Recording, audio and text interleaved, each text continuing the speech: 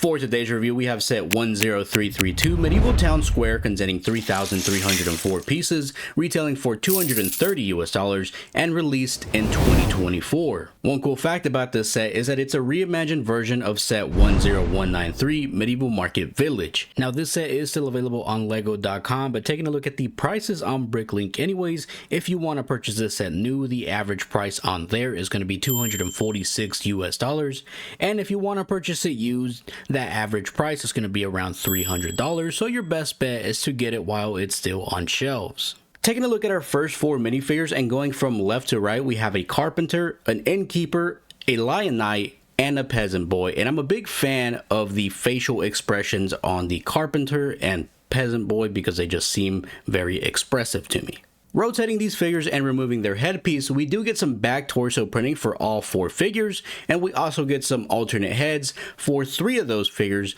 those being the carpenter, the lion knight, and the peasant boy. For our final four minifigures and going left to right again, we have the Queen's Tax Collector, a Shieldsmith, a Tapestry Weaver, and a Wolfpack Warrior or Clansman, whatever you want to go with right there, but he is part of the Wolfpack clan. The Tax Collector also comes with this piece right here, which is a sticker on a tile, and I'm sure it's just documents related to taxes that he's collecting. Flipping these minifigures around and removing their headpieces, we can see that all four of these minifigures do have back torso printing, but only one of them, that being the Shieldsmith, has an alternate face. So you do get some animals in this set. Now this right here isn't all of them. There is more molded animals, but they are just kind of placed throughout the set, and some of them are in some hard to get spots, so I didn't want to bother too much with those. But here we have kind of the two main ones, the two most easily available to grab real quickly. And so we have the baby cat there and then the gray goat, and these are essentially the two biggest ones that you will see in the set. So the first thing that we're going to take a look at for this set is side builds. Now these are side builds that don't really have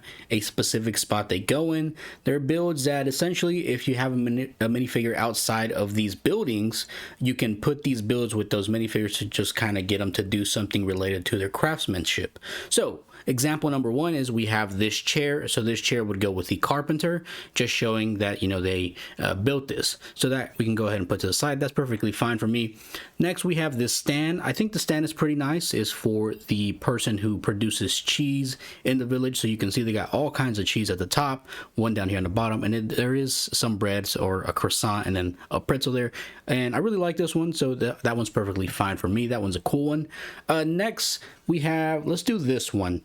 This one I don't like because it's so loose, it just doesn't stay on there, but essentially it's, you put a log on here, and this is what this is supposed to be, so you can see it has a printed piece on the front of just kind of wood grain, and then you set it on here, and I guess you have a character that can cut this, and this could go with the carpenter as well, where they're potentially cutting the logs and whatnot, and then there's just a stand. But the reason I don't like this is because it's so loose, like it falls off so easily, which is very annoying. It's hard to get like perfectly leveled on a surface sometimes, and moving it's a pain. It's just something that I'm not really a big fan of in particular. The next thing is the shield stand. So this is going to go with the Shieldsmith in the set, and I like this. I don't really like that it doesn't have a place inside the set, however, but I do like the concept of this. So here is a shield that they, you know, painted, and then here's one that they're going to paint eventually. So I like this. I think this is a good addition for this particular set and for that specific craftsman.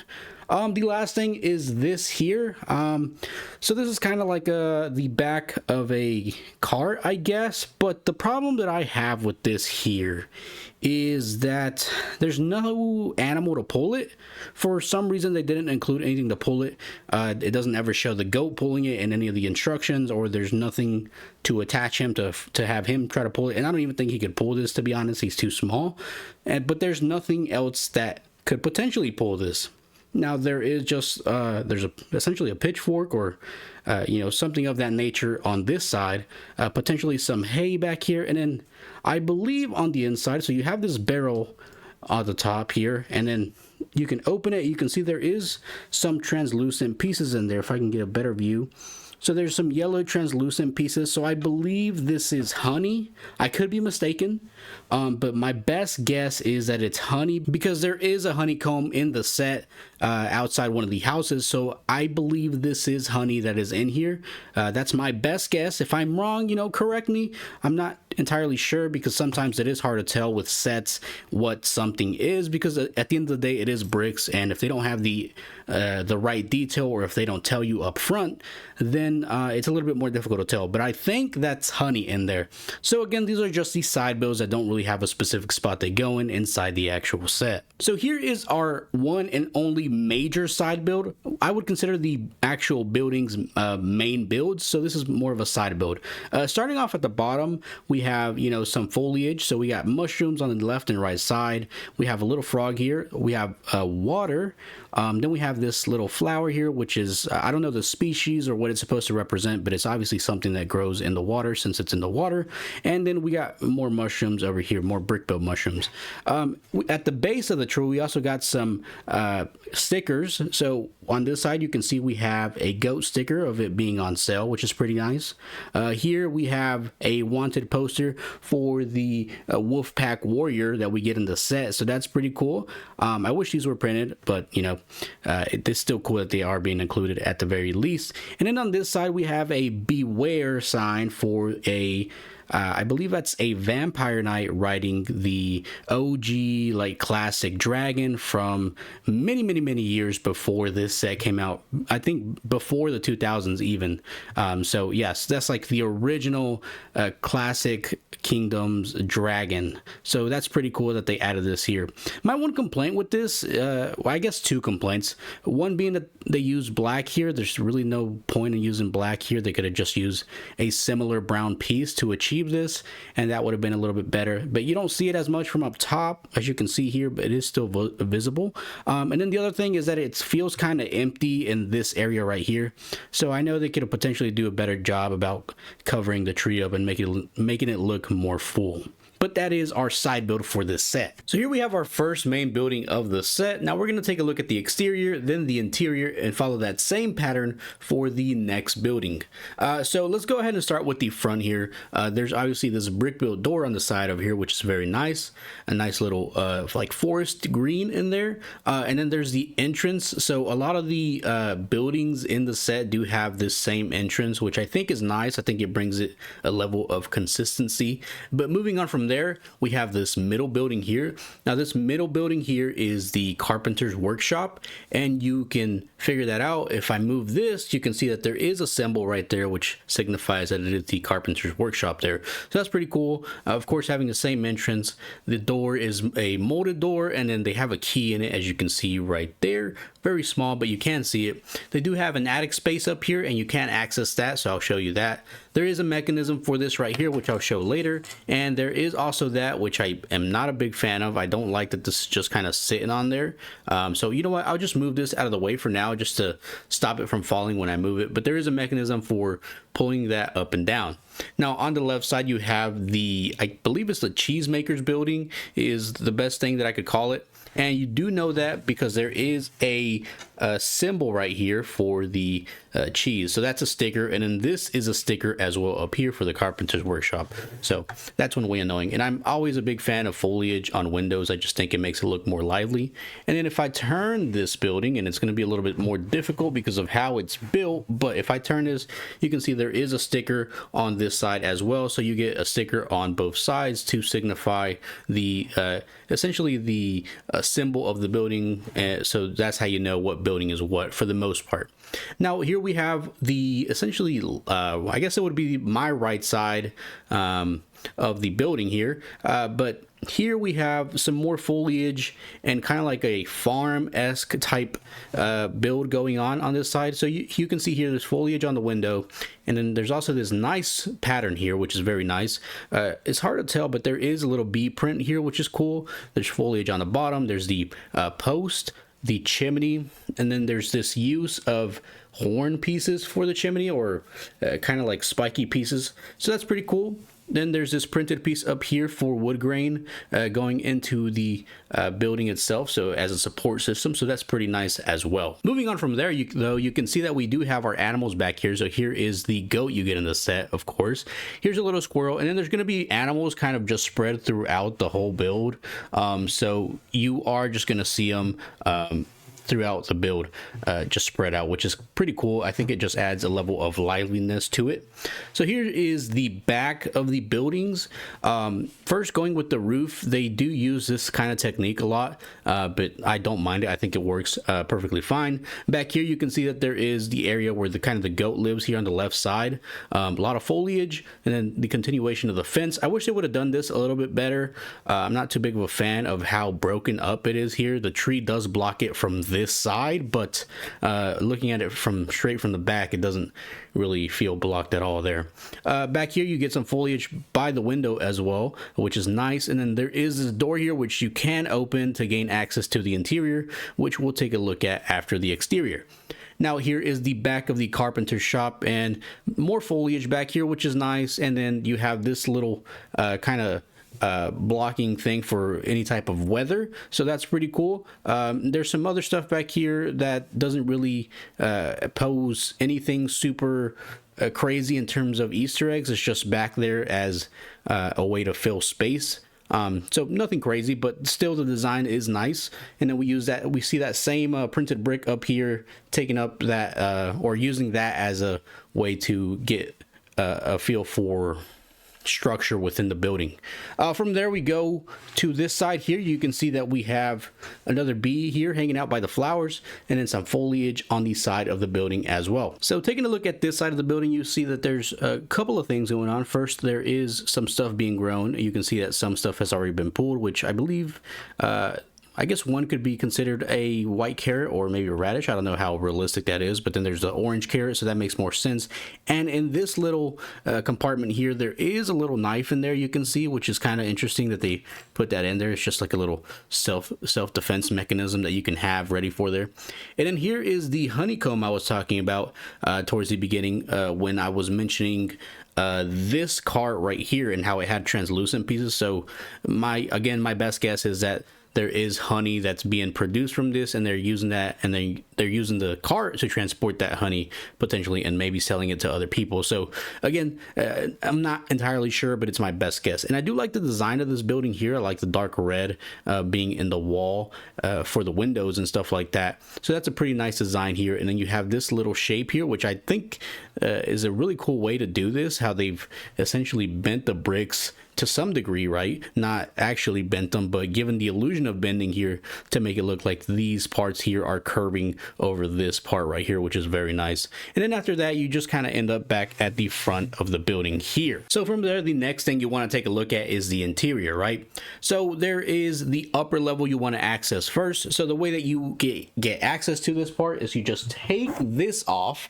So you can see here, this just kind of slots in right here. And I will say that it is kind of it's not 100% every time for you to figure out that slotting mechanism. You just kind of have to wiggle it around in there until you figure it out. So that gets kind of annoying sometimes, but it does still work in the end. So maybe it'll work better for you than it does for me.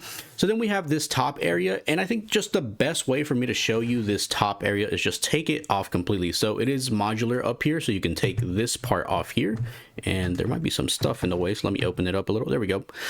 So yeah, you have this area that is essentially modular. So let's move this back and take a look at this. So there is these here in the side, and I'll show you how that kind of makes some of this stuff in here work. So there's two mechanisms in here, and if I move this camera, give me 1 second, and do it like this and raise it up a little bit maybe, and yeah, that's a better angle right there, I would say. So looking at it from this angle, you can see there is some stuff in here.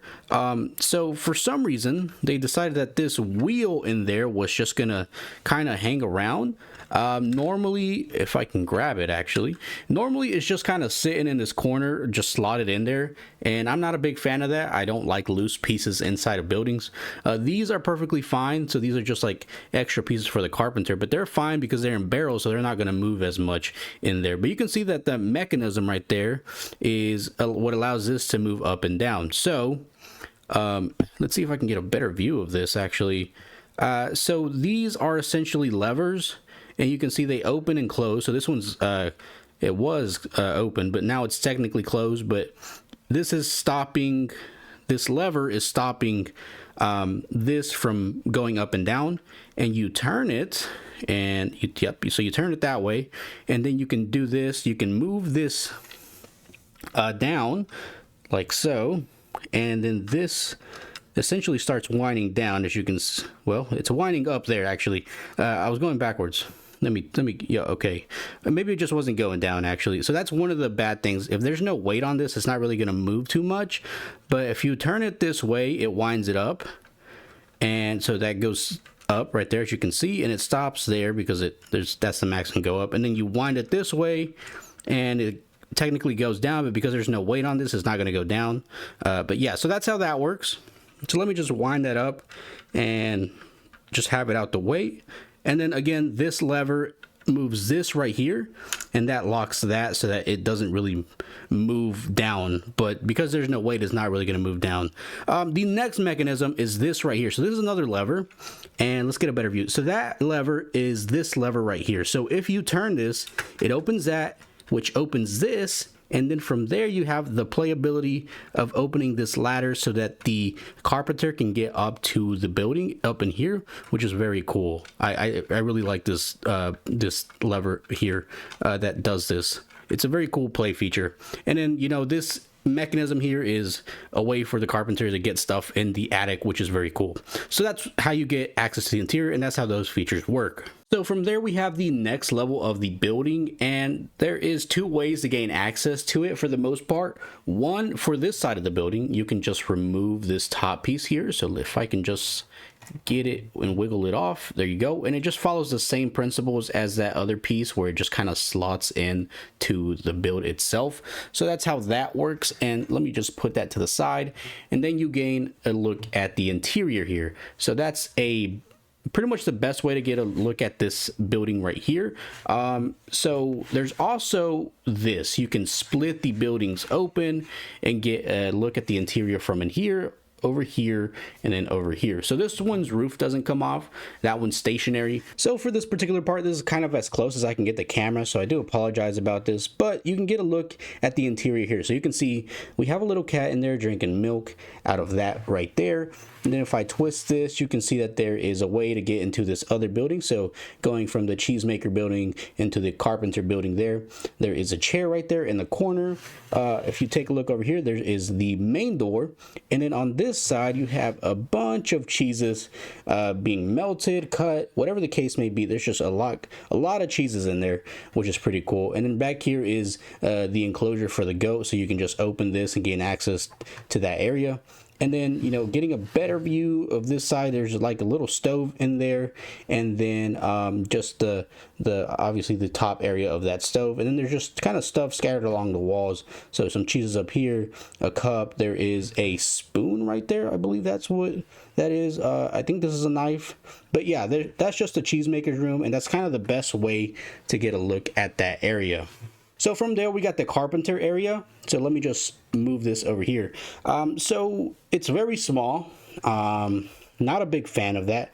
But here's the main door right here. So you can just, if I can just push it open, you can just see that's where it opens to. There is the entrance to the cheesemaker area. And then if I turn it this way, you can get a better view of the stuff that's in here. So there is this table with a sticker on it. Which is the design for a chair, which is the design of this chair right here.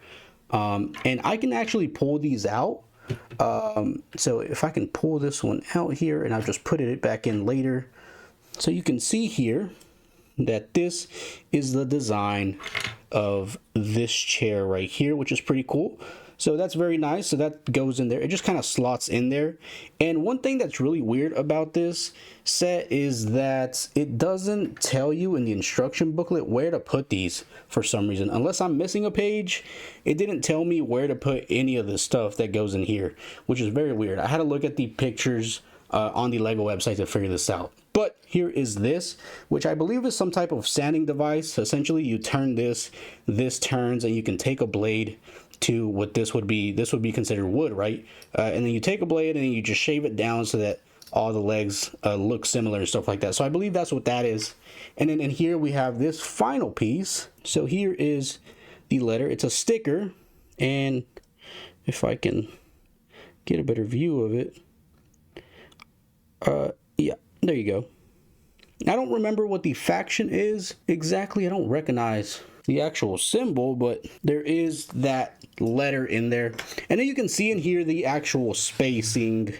It's very small, and I'm not a big fan of it. I just don't really like how small it is, but that is the area for the carpenter. And from there we finally get to the tapestry weavers building here. So if you can take this out right here, so let me move this and take it out. So this is a big sticker here, but it's supposed to be weaved into the actual, I guess it would just be a bunch of yarn essentially in a certain pattern, and then it would create, you know, the image that you see here. So there you can see the classic castle set, the yellow castle, and then there's a jousting match going on down here.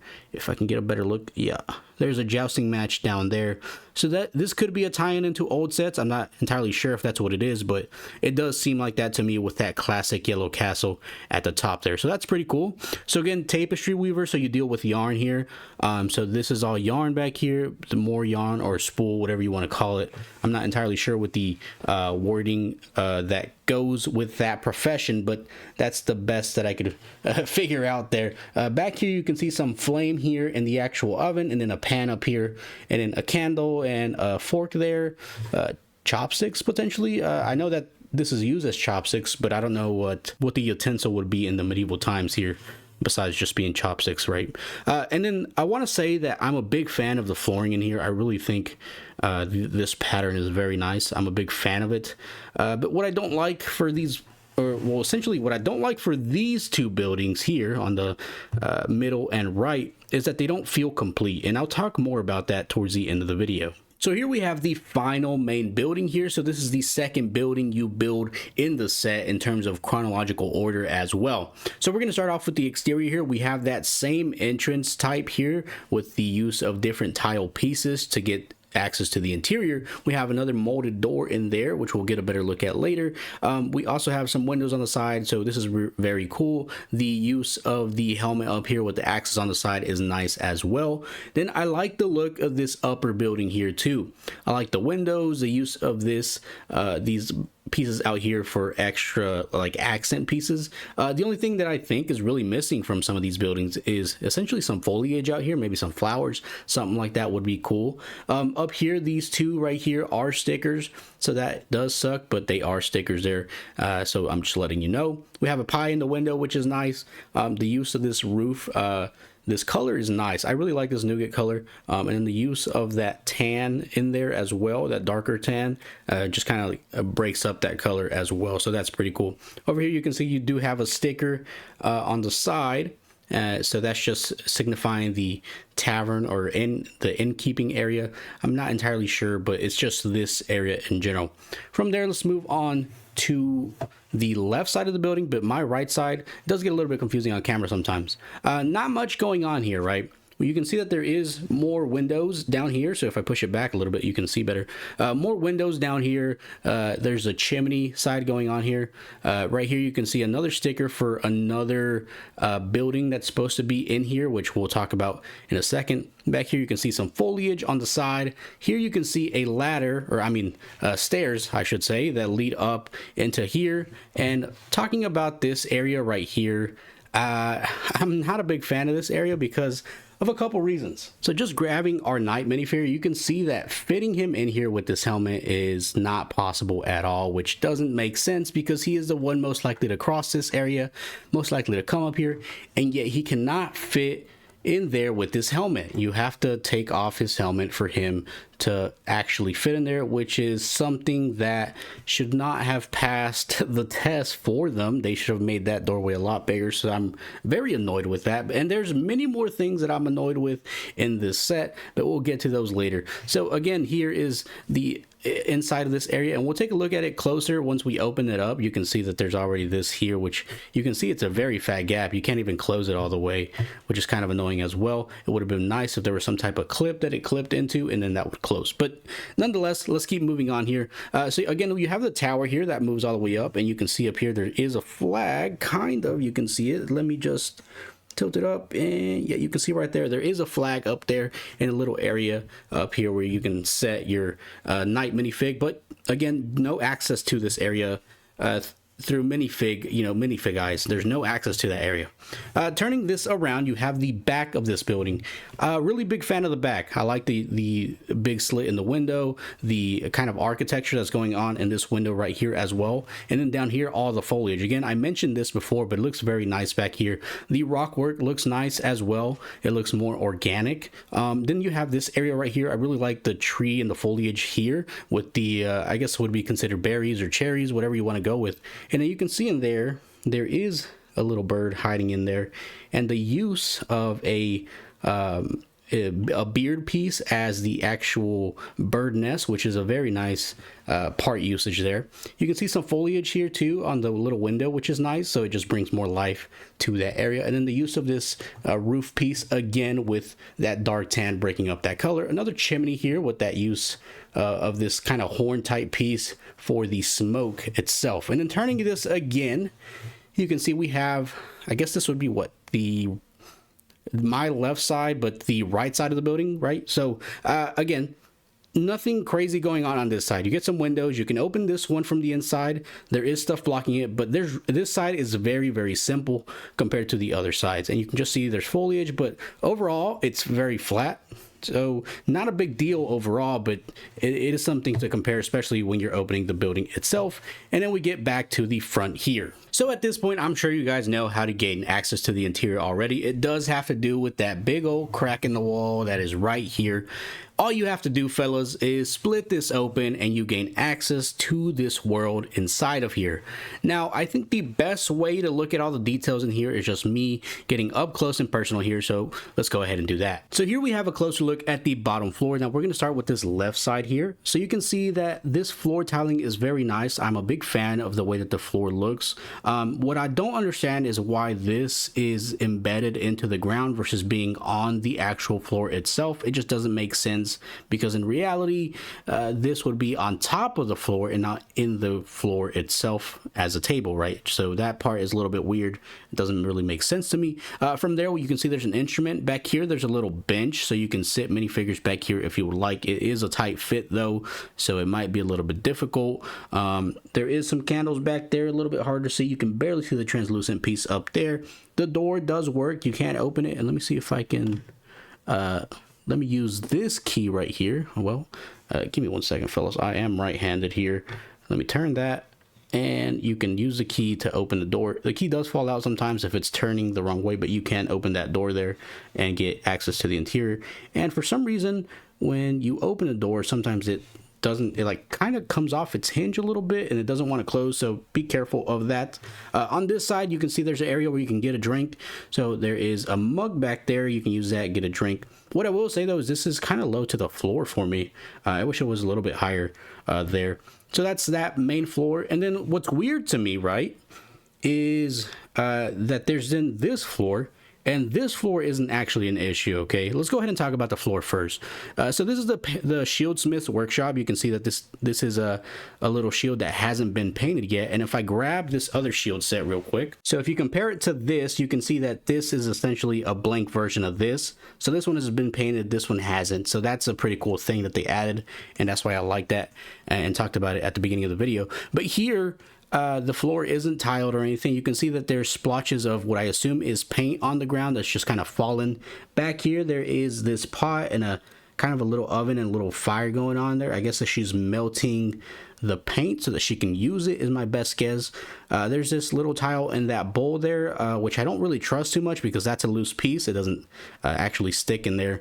So I wish they would kind of go with the route of sticking stuff into stuff. I'm not sure what this blue thing is. I can only assume more paint. Then there's an anvil over here, a hammer on the wall, a little candle, and then another brush and another hammer there, and then this other shield here as well. But the weird part of this, again, and I don't understand why they decided to go this route, is that if you are to display this closed, these are supposed to be the same building, right? Because look, there is no access to this building unless you come through this door. So it's like this here is the tavern, and this is, or at least the bottom part is the shieldsmith shop, or maybe the whole thing even. Maybe this is her bed, I don't know. But it just feels like this is a build, and they put it together and created this. So you can see there's her symbol for the shieldsmith, but how does she gain access to her shop from this door?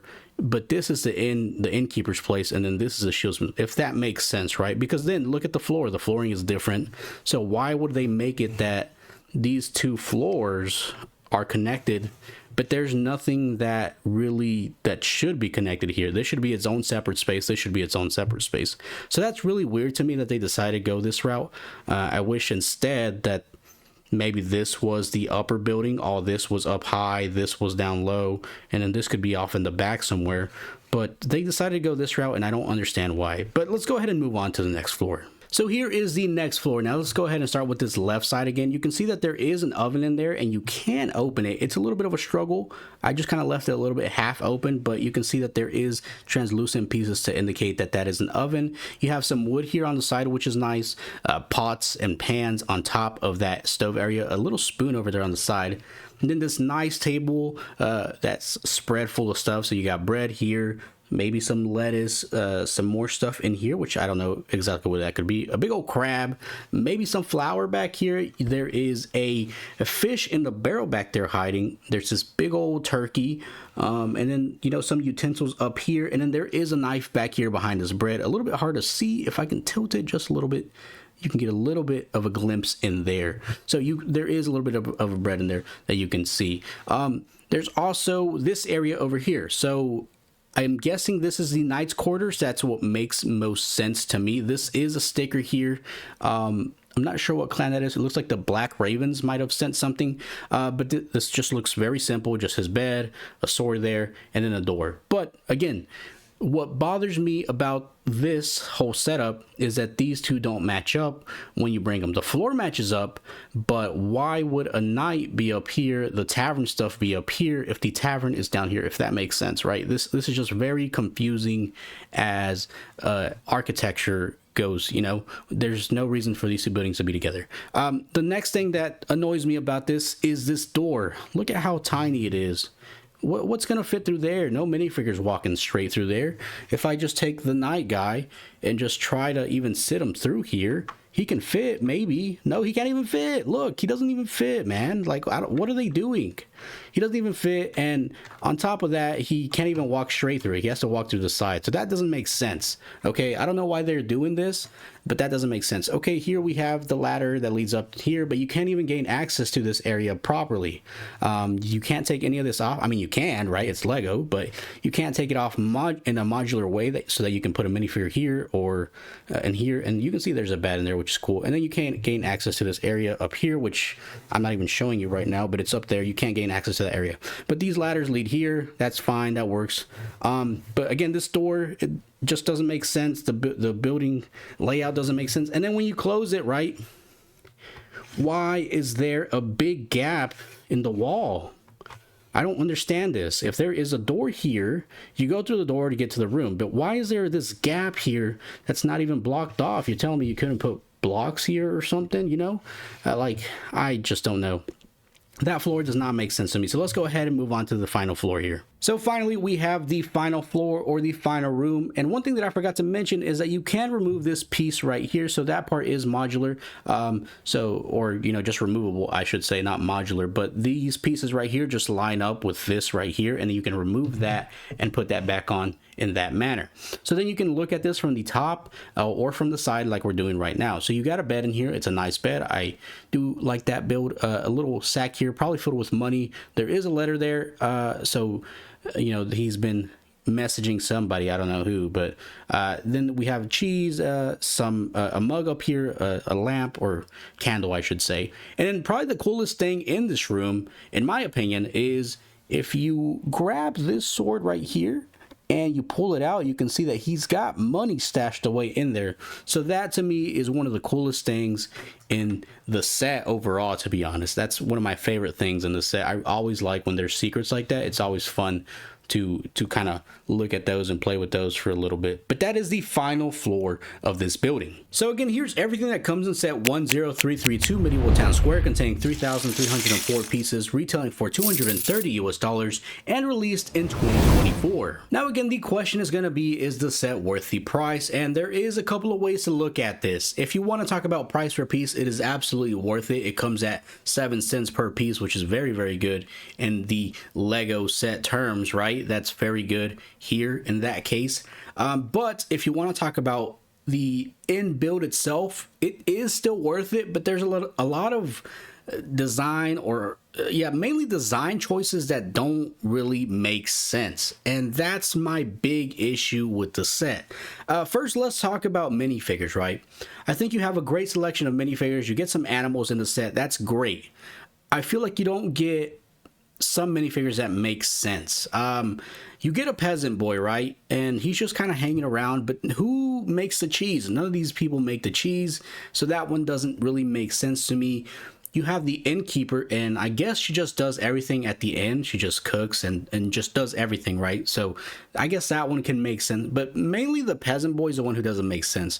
You also get some animals. You get a goat, you get a cat, you get a couple of other molded animals as well, but where are the, you know, slightly bigger animals? We don't get a ox or a cow or even a horse in this set, which would make sense for this carriage in particular. Like, who is pulling this carriage, if at all? You know, maybe a human is, but you know, it just makes more sense for an animal to do that. So the minifigure selection, while most of it is good, it is questionable in some parts.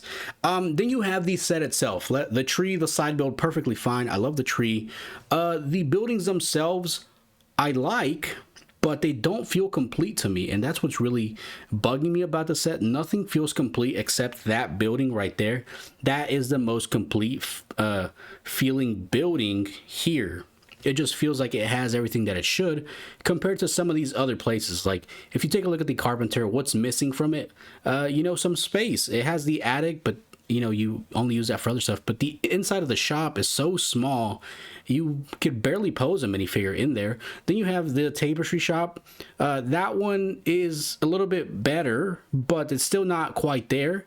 It just doesn't make sense, because if you were to display a set like this, and which you can't do that, that's essentially the intention that they have for the set, is to display it in pieces versus one whole modular building. Okay, that makes sense, but it doesn't feel as good versus having a whole modular building that's kind of to itself. I feel like they just tried to do too much here. I mean, just in this building alone, you have a tapestry weaver, a carpenter, and quote unquote a cheesemaker, which we don't have a cheesemaker, but that's what that's supposed to be. So that's already 3 professions in this, you know, pretty small building. Like, that building is perfectly fine, but these 2 buildings are essentially, that should be the size of one building right there, in my opinion. Oops, he fell over. That's not my fault. But yeah, that should be the size of one building. They just try to do too much there. They should have completed one build and, you know, thought about potentially having another one, right? So that one, this one feels better than this one, however. This one, there's just so much going on with this one that I don't like. First, the floor on this one, the floor on the first part that I showed you is great. Then you get to the shieldsmith, which is weird. So I don't know. I mean, you can display this split, like you can split it like this and have it, you know, cut into pieces essentially, but it just doesn't look good like that. I personally would prefer it to feel modular and then you can still open it up, but I don't know, man. It's iffy. Do I think the set is worth it? In terms of value that you're getting, I do think the set's worth it. I feel like it could have been better, but I feel like the main issue with the set is the design choices that they decided to have. And, you know, the more I thought about the set myself, the more I felt like the design choices just made me angrier, because I don't know why they would have done that. Like, you can't even fit a minifigure, like in the back area where where he walks into the side of the building, the side of the tower, and you can't even fit the minifigure with his helmet going into his own room. So, but you know, at this point, I'm just ranting. Is the set worth it in terms of, you know, bang for your buck? I would say yes. Is the set actually good in terms of design? I would say not entirely. I say there's a lot of negative things about it, but overall, it is worth it in the end in terms of what you're paying for it. It's a great value, but me personally, it does make me angry with some of the design choices that they did have. But again, that's going to conclude my review of set 10332 Medieval Town Square. If you enjoyed the video, consider liking the video, and if you are enjoying the content overall, consider subscribing. It is completely free and helps me out in the long run. Now, as always, I will see you guys in my next video.